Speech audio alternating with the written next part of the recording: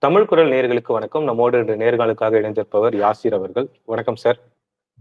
வணக்கம். எல்லோருக்குமான தலைவர் அம்பேத்கர் புத்தக வெளியீட்டு விழாவுல திருமாவளவன் அவர்கள் கலந்து கொள்ளவில்லை சொல்லிட்டு, அதுக்கான காரணத்தெல்லாம் சொல்லி கூட அறிக்கையெல்லாம் வெளியிட்டிருந்தாரு. இருந்துமே கூட தமிழக வெற்றிக் கழகத்தின் தலைவர் விஜய் அவர்கள் மற்றும் ஆதவ் அர்ஜுனா அவர்கள் அந்த புத்தக வெளியீட்ட விழாவுல அவர் குறித்து பேசிய பேச்சு என்பது சர்ச்சையாயிருக்கு அப்படின்னு தான் பார்க்க முடியுது. இது குறித்து உங்களுடைய பார்வை? பெரிய சலசலப்பு ஒன்றுமில்லை என்பதற்கு அமைச்சர் சேகர்பாபு அவர்கள் கொடுத்த பதிலே ஒரு உதாரணம். ஏன்னா அவர்ட்ட செய்தியாளர் கேட்கும் போதே அவர் என்ன சொல்றாரு அப்படின்னா, ஆதவ் அர்ஜுனனா அவர் யாரு எனக்கு தெரியாது, தெரிஞ்சவர் யாரா சொல்லுங்க அவருக்கு நான் பதில் சொல்றேன் அப்படின்றதான் திமுகவுடைய இன்றைய நிலைப்பாடா இருக்கிறது. திருமாவளவன் அவர்களுமே மிக தெளிவாக கோடிட்டு காட்டிவிட்டார். நாங்கள் திமுக கூட்டணியில தான் இருக்க போகிறோம். நாங்க வேற எந்த கூட்டணிக்கும் போவதில்லை. ஆதவ் அர்ஜுனன் பேசுவதே உண்மை. அதாவது திமுகவுக்கு எதிராக அவர் பேசி வருவது உண்மை. அவர் மீது நடவடிக்கை எடுப்பதற்கு நாங்க அவரிடம் விளக்கம் கேட்போம்.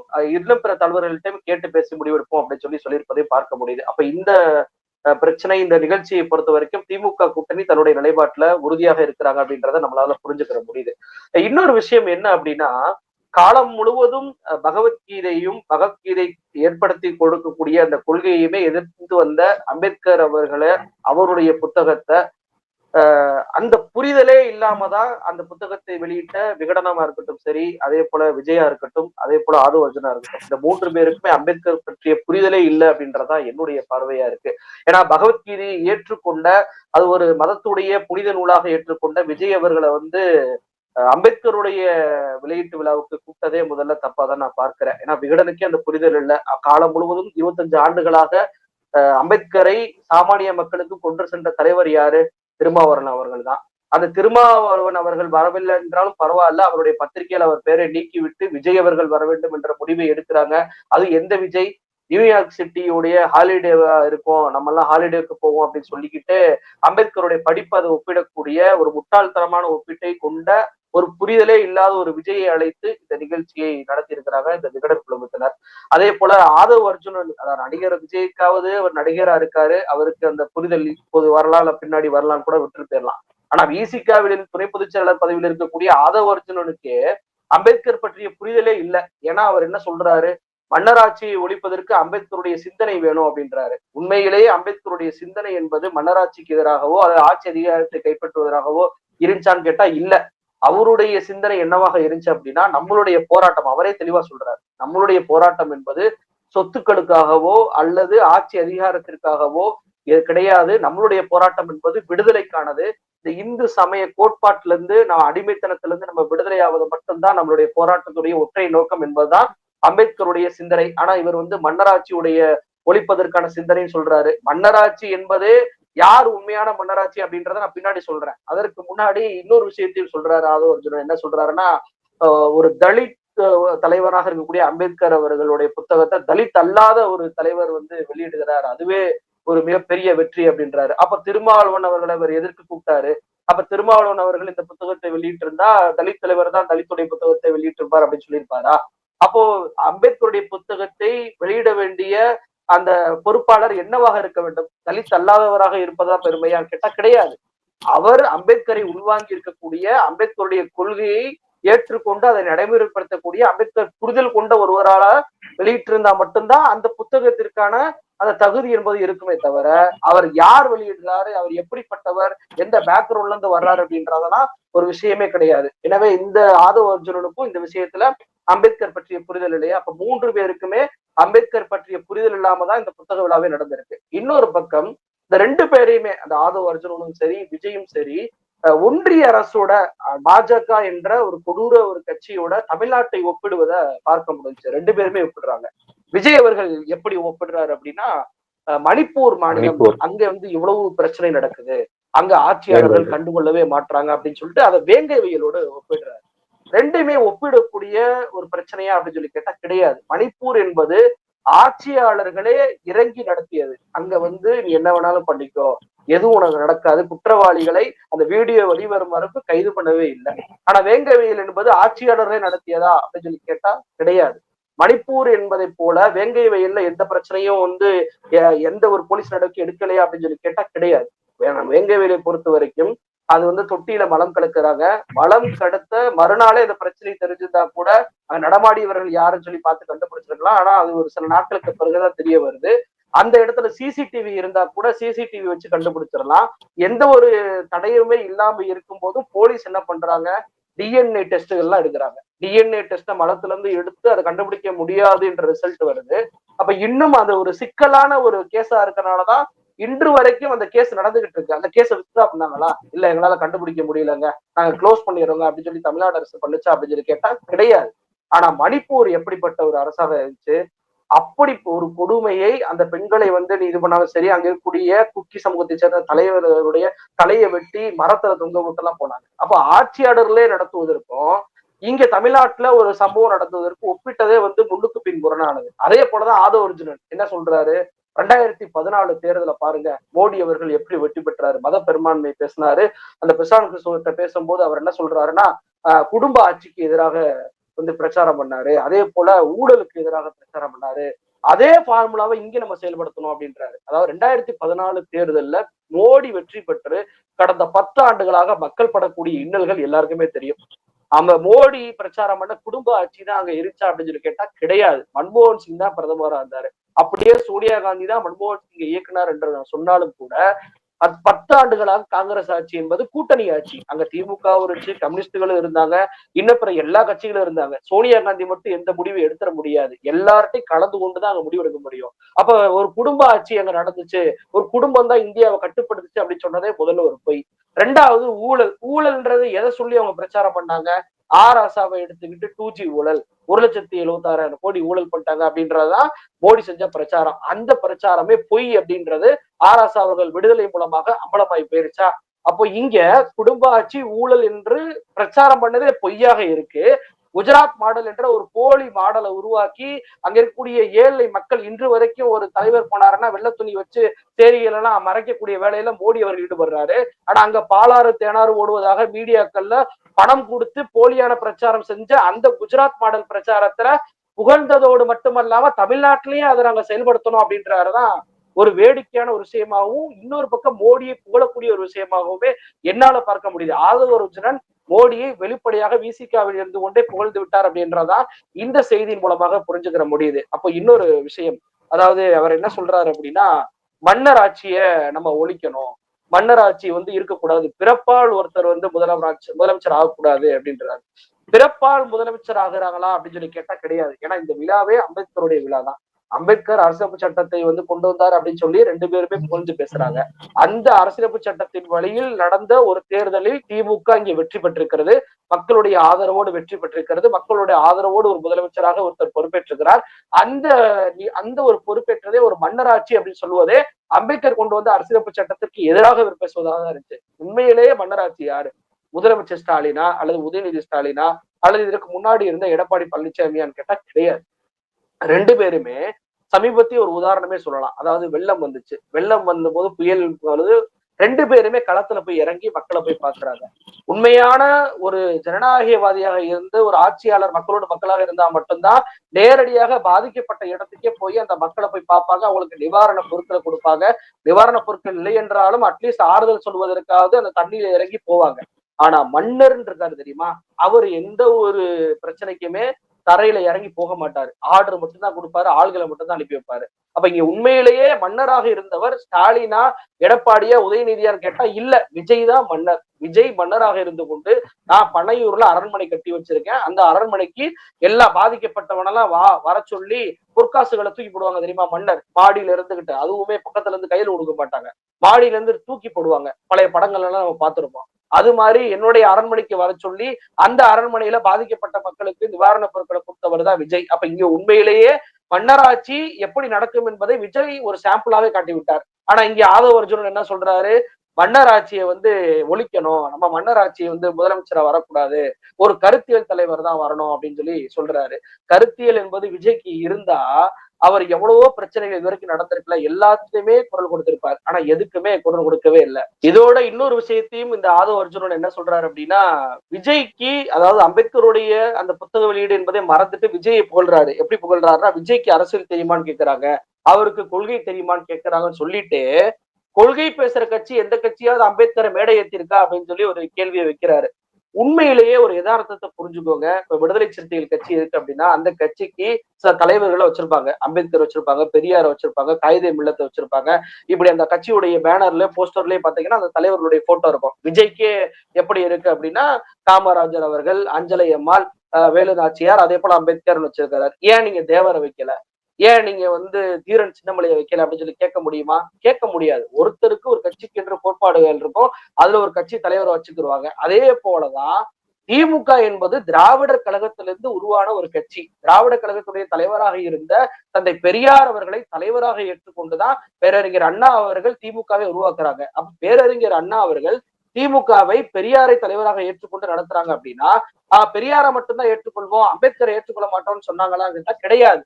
ஒரு கட்சிக்கென்று ஒரு தலைவர் என்பது வைப்பாங்க. அது எல்லா கட்சிக்குமே இயல்பு. அதுல நீ அம்பேத்கர் மேடை ஏற்றவில்லை அப்படின்னா ராமதாஸ் அவர்கள் தான் தன்னுடைய வீட்டிலேயே அம்பேத்கருக்கு செலவு வச்சிருக்கிறாரு.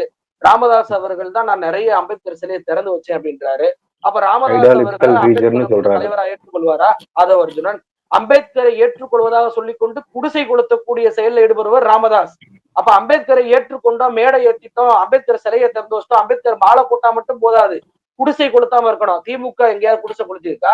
இல்ல திமுகவுடைய தலைவரா இருக்கக்கூடிய முதலமைச்சர் ஸ்டாலின் அவர்கள் அம்பேத்கருக்கு எதிராக ஏதாவது பேசியிருக்கிறாரா? இல்ல கலைஞர் அவர்கள் அம்பேத்கருக்கு எதிராக பேசியிருக்கிறாரா?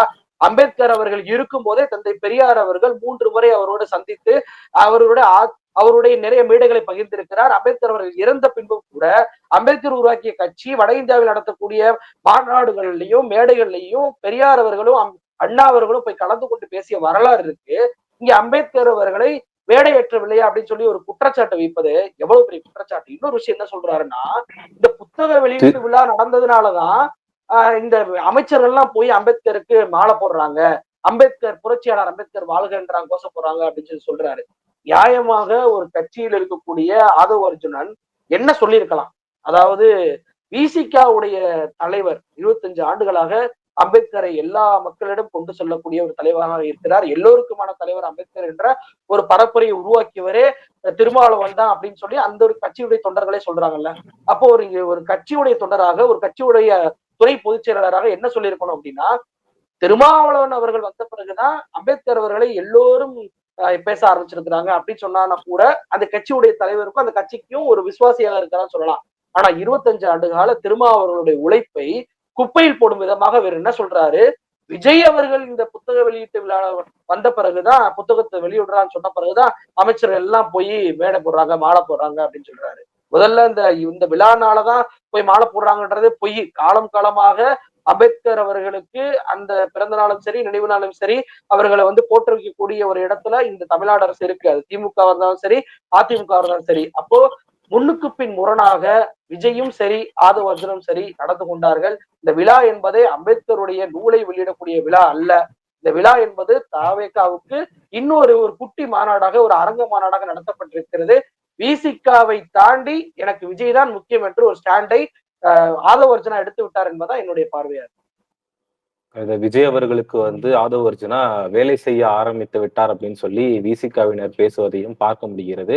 ஆனா இப்ப விழாவுக்கு வரல அப்படின்னு இப்ப திருமாவளவன் அவர்கள் கூறிய பிறகும் கூட அறிக்கையெல்லாம் வெளியிட்டு இருந்தாரு. இருந்தும் கூட இப்ப கூட்டணியோடைய நெருக்கடி அழுத்தத்தினாலதான் அவர் வர முடியாம போயிடுச்சு.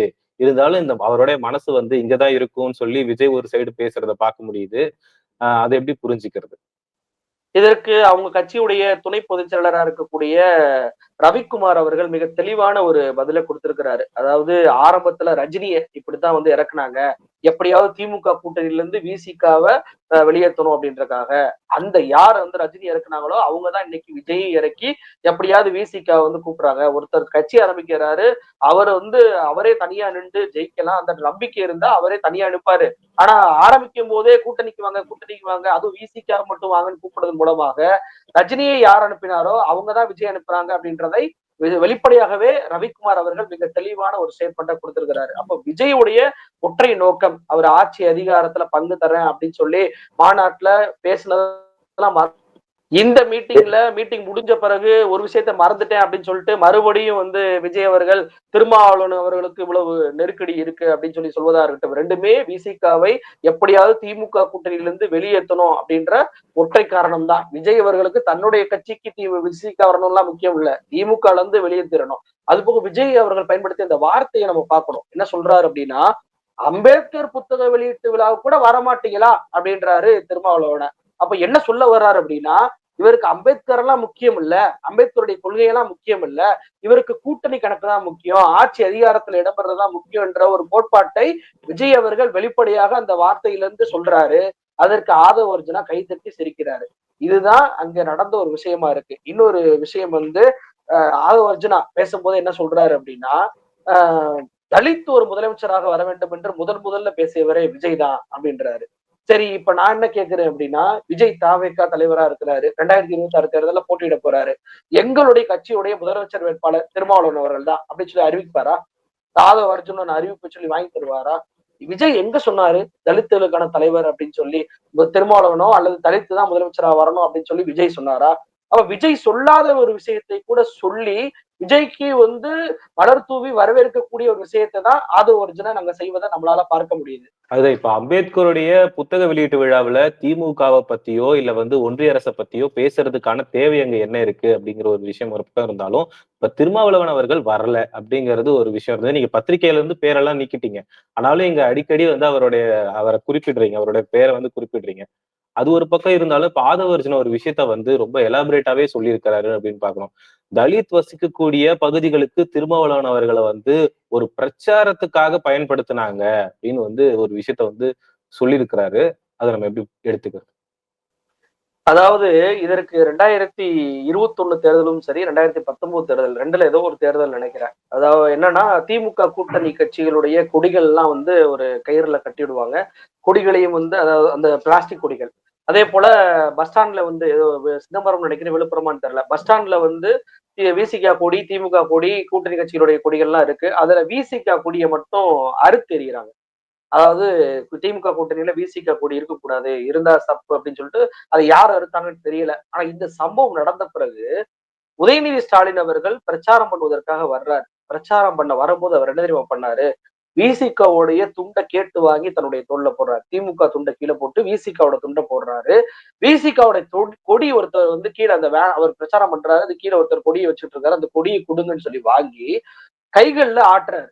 அப்ப உண்மையிலேயே ஒரு கூட்டணி கட்சி, அந்த கட்சி எந்த இடத்துலயும் வரக்கூடாது, இவங்க வந்தாங்கன்னா நம்மளுக்கு ஓட்டு விழுகாது அப்படின்ற ஒரு எண்ணப்பாடு இருந்தா, தேர்தல் பிரச்சாரத்துக்கு போன அந்த கட்சியுடைய அடுத்த முகமா இருக்கக்கூடிய உதயநிதி ஸ்டாலின் அவர்கள் தன்னுடைய துண்டை தோல்ல போட்டிருக்க மாட்டார், அந்த விசிகாவுடைய துண்டை. அதே போல கட்சி கொடியை எடுத்து எல்லாருக்கும் முன்னாடி வீசி இருக்க மாட்டார். அப்ப இங்க கொடுக்கக்கூடிய ஸ்டேட்மெண்ட் என்னவாக இருக்கு?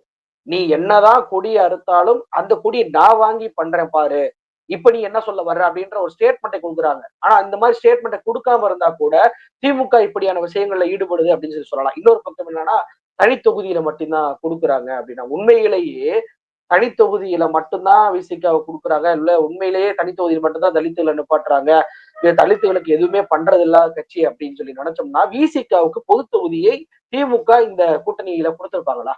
இப்ப இந்த ஆளூர் ஷானவாஸ் அவர்கள் வெற்றி பெற்றிருக்கிறாரு, எஸ் பாலாஜி அவர்கள் வெற்றி பெற்றிருக்கிறாரு. இவங்க 2 பேருமே பொது தொகுதியில் நின்றுதானே வெற்றி பெற்றிருக்காங்க. விசிக என்பது ஒரு தலித் கட்சி என்று திமுக நினைத்திருந்தால் இந்த 2 தொகுதி பொது தொகுதியை கொடுத்திருக்க மாட்டாங்க. விசிக ஒரு தலித் கட்சி என்று திமுகவுடைய தொண்டர்கள் நினைத்திருந்தா அந்த இடத்துல 2 பேரையுமே தோற்கடிச்சிருப்பாங்க.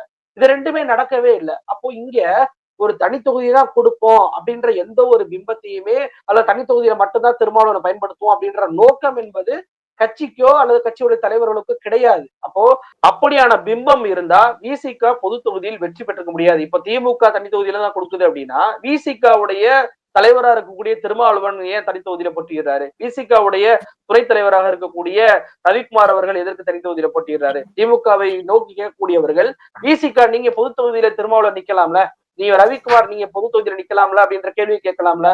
இது கேட்க முடியாது. ஏன்னா யார் யாருக்கு எங்க வெற்றி வாய்ப்பு இருக்கிறதோ அங்கதான் அவங்க போட்டியிடுவாங்க. அந்த வெற்றி வாய்ப்பை தான் ஒரு தேர்தல்ல பார்க்கணுமே தவிர, நான் புரட்சி செய்ய போறேன், நான் பாருங்க எனக்கு ஓட்டே இல்லாத இடத்துல போய் நான் நின்னு ஓட்டு போட்டு வாங்க போறேன் அப்படின்னு சொன்னா அங்க ஜெயிக்க முடியாது. அப்ப எந்த கட்சி எந்த வேட்பாளர் நின்னா வெற்றி பெற முடியுமோ அந்த இடத்துலதான் நிற்பாங்க. அது திமுக மட்டும் கிடையாது. அதிமுகல இருந்து விசிக கூட அப்படித்தான் முடிவெடுப்பார்கள், அப்படிதான் வெற்றி பெறுவார்கள். அது இயல்பான ஒரு விஷயம். அது ஒண்ணா. இன்னொன்னு, தலித்துகளுக்கு ஒண்ணுமே செய்யாததை போல ஒரு பிம்பத்தை ஏற்படுத்துறாரு. 1.5 கோடி பேர் இருக்கோம், ஆனா எங்களுக்கு வந்து 25% இருக்கும். இதெல்லாம் வந்து யாருடைய வாய்ஸ்? பா ரஞ்சித்துடைய வாய்ஸ். தலித்துகள் மட்டும் தனித்துவமா கட்டுறது. இவங்களை பொறுத்த வரைக்கும் திமுக மீது குற்றச்சாட்டு வைப்பது எதற்காக தெரியுமா? திமுகவில் இருக்கக்கூடிய ஆராசாவையோ, திமுகவில் இருக்கக்கூடிய கோவி செழியனோ இவர்கள் தலித்துகளாக நடத்துவதில்ல. இவங்க வந்து ஒரு பொது தலைவராக திமுக வந்து பிம்பப்படுத்துது. அவங்கள ஏன் தலித்து நீங்க சொல்ல மாட்டீங்க அப்படின்ற ஒரு குறைபாடு, ஒரு எண்ண ஓட்டத்துல இருக்கிறதுனாலதான் அப்படி குறை சொல்றாங்க. ஏன்னா இங்க ஆராசாவையோ அல்லது கோவி செழியனோ தலித் தலைவராக திமுகவோ, திமுக தலைவரோ, திமுக தொண்டர்களோ பாக்குறாங்கன்னா கிடையாது. ஒரு திராவிட இயக்க தலைவராக தான் அவங்கள பாக்குறாங்க. அப்படி இருக்கும்போது இவர்களுக்கு தலித்தாக பார்க்க மாட்டாங்களே அப்படின்ற கோபம் வருவதனாலதான் இப்படியான குற்றச்சாட்டுகள் வைக்கிறாங்க. உண்மையிலேயே பட்டியல் சமூகத்திற்கு எதுவுமே செய்ய மாட்டாங்க அப்படின்னா கோவி செழியன் அவர்களுக்கு உயர்கல்வித்துறை அமைச்சர் பதிவு கொடுத்திருக்க மாட்டாங்க. அதுவுமே நான் திரும்பவும் ஒரு பதிவு பண்றேன். அவங்க பட்டியல் சமூகத்தை சேர்ந்தவர் என்பதற்காக இந்த பதவி என்பது கொடுக்கப்படல. அவங்க உழைத்த உழைப்புக்கு அவங்களுக்கு கொடுக்கக்கூடிய அங்கீகாரம் கொடுக்க வேண்டும் என்ற அடிப்படையில தான் திமுக உள்ளிட்ட கட்சிகள் இப்படி பொறுப்புகள் கொடுக்கப்படுமே தவிர, சாதி பார்த்து அந்த சாதியில இருந்து ஒருத்தரை நம்ம அந்த போஸ்டிங்ல நிரப்பணும் அப்படின்னு சொல்லி நிரப்பக்கூடிய ஒரே கட்சி பாஜகவும் பாமகவும் மட்டும்தான். மத்த எந்த கட்சியுமே இப்படி வந்து நிரப்பாது. பாஜக தான் பாத்தீங்கன்னா பாருங்க, எல் முருகனுக்கு நாங்க ஒரு அமைச்சர் பதவியை கொடுத்திருக்கோம் பாருங்க. தலித்தை வந்து இதாக்கிட்டோம் பாருங்க. நாங்க வந்து திரு திரௌபதி முர்மு அவர்களை வந்து பழங்குடியை சேர்ந்தவரை வந்து நாங்க குடியரசுத் தலைவர் ஆகிட்டோம். ராம்நாத் கோவிந்த் நாங்க தலித் தலைவர் ஆகிட்டோம். அப்துல் கலாம் நாங்க முஸ்லீமை வந்து குடியரசுத் தலைவர் ஆகிட்டோம். இப்படி எல்லாம் சொல்லி காட்டக்கூடிய ஒரு கட்சி பாஜக. தேர்தல் நேரத்துல பாருங்க இப்படி எல்லாம் பண்ணிருக்கோம் அப்படின்னு சொல்ற. இதே போல கோவி செழியனை நாங்க வந்து பாருங்க ஒரு உயர்கல்வித்துறை அமைச்சராக்கிட்டோம். ஆர் ஆசா அவர்களை பாருங்க நாங்க எம்பி ஆக்கிட்டோம். ஆர் ஆசா அவர்களை நாங்க திமுக ஆட்சி காலத்துல கூட்டணியில காங்கிரஸோட இருக்கும் போது அவரை தகவல் தொழில்நுட்ப அமைச்சராக்கிட்டோம் அப்படின்னு எங்கேயாவது திமுக சொல்லியிருக்காது வரைக்கும். எதையுமே சாதி ரீதியாகவோ மத ரீதியாகவோ ஒரு சுட்டிக்காட்டி அடையாளப்படுத்தக்கூடிய அரசியலை திமுக என்றுமே செய்யாது. ஆனா அந்த மக்களுக்கு கிடைக்கக்கூடிய உரிமையை திமுக தான் செய்து கொடுத்திருக்கிறது. குடிசை மாற்று வாரியம் என்று 1969ஆம் ஆண்டு கலைஞர் அவர்கள் கொண்டு வந்ததே, தலித்துகள் அங்க குடிசையில இருக்கிறாங்க, தீப்பிடித்து எரிகிறது. அந்த நேரத்துல எல்லாம் பாத்தீங்கன்னா பாஸ்பரஸை தூவி விட்டு குடிசையில எரிச்சிருவாங்க. இப்படியான சம்பவங்கள் நடக்கும் போது அறிஞர் அண்ணா அவர்கள் உடனடியாக குடிசை மாற்று வாரியத்தை உருவாக்கணும்னு நினைக்கிறாரு. அண்ணா இறந்து போகிறார். கலைஞர் அவர்கள் அந்த திட்டத்தை கொண்டு வந்து காங்கிரீட் வீடுகளை தலித்துகளுக்கு கட்டி கொடுக்குறாங்க. 16% இடஒதுக்கீடை 18% மாற்றியவர் யாரு? கலைஞர் அவர்கள் தான். இந்த உயர்கல்வித்துறை அமைச்சராக இப்ப கொடுத்திருக்கிறாங்களா? இன்னொன்னு, சமத்துவரம் யார் உருவாக்குனா? ஒரு தலித்துகள்னா கீழ் தெரு அப்படின்னு சொல்லி தெருவுக்கு உள்ளே விட மாட்டாங்க. ஆனா எல்லாரும் ஒன்னாதான் இருக்கணும் அப்படின்னு சொல்லி சமத்துவரம் என்ற கோட்பாட்டை உருவாக்கியவரே கலைஞர் தான். அதே போலதான் வந்து பாத்தீங்கன்னா அம்பேத்கர் இன்னைக்கு புத்தக வெளியீட்டு விழாவில் அம்பேத்கர் ஏதோ நாங்க தான் அம்பேத்கருக்கு சொந்தமான தலைவர் எல்லாம் நேற்று முளைத்த காலங்கள்லாம் பேசுறாங்கல்ல. அம்பேத்கருக்கு முதல்ல ஒரு சட்டக்கல்லூரி உருவாக்கி அந்த பேரை உருவாக்கி கொடுத்தவரே, பேரை வைத்தவரே வந்து கலைஞர் தான். இப்படி சொல்லிக்கிட்டே போலாங்க. இப்படி சொல்லிக்கொண்டே போய்கிட்டே இருக்கலாம். இப்படிப்பட்ட ஒரு கட்சியின் மீது நீங்க தலித்துகளுக்கு எதுவுமே செய்ய மாட்டீங்க. ஆட்சி அதிகாரத்துல பங்கு வேணா ஒரு கட்சி எதுக்கு உருவாக்குறோம்? விசிகன்ற கட்சி எதுக்கு உருவாக்குறோம்? திமுக கூட்டணியில காலம்புள்ள இருக்கிறதுக்கா உருவாக்குறோமா? இல்ல. அந்த கட்சி மக்கள்கிட்ட ஓட்டு கேட்டு மக்கள்கிட்ட ஒரு நம்பிக்கையை பெற்று முதலமைச்சராக வர வேண்டும் அப்படின்ற காண்டிதான் கட்சி உருவாக்குறாங்க. ஒவ்வொரு கட்சியுமே தன்னுடைய தலைவர் முதலமைச்சராக வரணும், தாங்க ஆட்சிக்கு வரணும் தான் உருவாக்குறாங்க. ஆனா மக்கள் முடிவெடுப்பது மக்கள் தானே. நம்ம ஒரு திமுக முடிவெடுக்க முடியுமா? அதிமுக முடிவெடுக்க முடியுமா? மக்கள் யாருக்கு ஓட்டு போடுறாங்களோ, மக்கள்கிட்ட யார் போய் பிரச்சாரம் பண்றாங்களோ, அந்த பிரச்சாரத்தின் அடிப்படையில மக்கள் யாரை தேர்வு செய்யறாங்களோ அவங்கதான் முதலமைச்சரா வர முடியும். நாளைக்கு திமுக வேணாம், எனக்கு விசிக தான் முதலமைச்சரா வர முடியும் அப்படின்னா அது மக்களுடைய தீர்ப்பு. அப்ப இங்க மக்கள் கிட்டதான் நீங்க அதை போய் வைக்கணுமே தவிர, திமுக வந்து எங்களுக்கு வந்து ஆட்சியில் பங்கு கொடுக்க மாட்டாங்க, அதிகாரத்தில் பங்கு கொடுக்க மாட்டாங்க, முதலமைச்சர் ஆக்க மாட்டாங்க அப்படின்னு சொல்வதெல்லாம் ஒரு வேடிக்கையான ஒரு விஷயமா தான் நான் பார்க்கிறேன். இவர்கள் கூறியிருக்கக்கூடிய 2 கருத்துமே வந்து ஒன்றிய அரசை குறை கூறும் விதமாகவும், மாநில அரசை வந்து குறை கூறும் விதமாகவும் வந்து ஒரு அம்பேத்கருடைய அந்த புத்தக வெளியீட்டு விழாவுடைய மேடையை வந்து பயன்படுத்திக்கிட்டாங்க அப்படிங்கிறது தான் நம்மளால பார்க்க முடியுது. பார்ப்போம். இன்னும் இந்த அரசியல் சூழல் நடக்கக்கூடிய விஷயம் நம்ம தொடர்ந்து பேசுவோம். உங்களுடைய நேரத்துக்கு மிக்க நன்றி. நன்றி.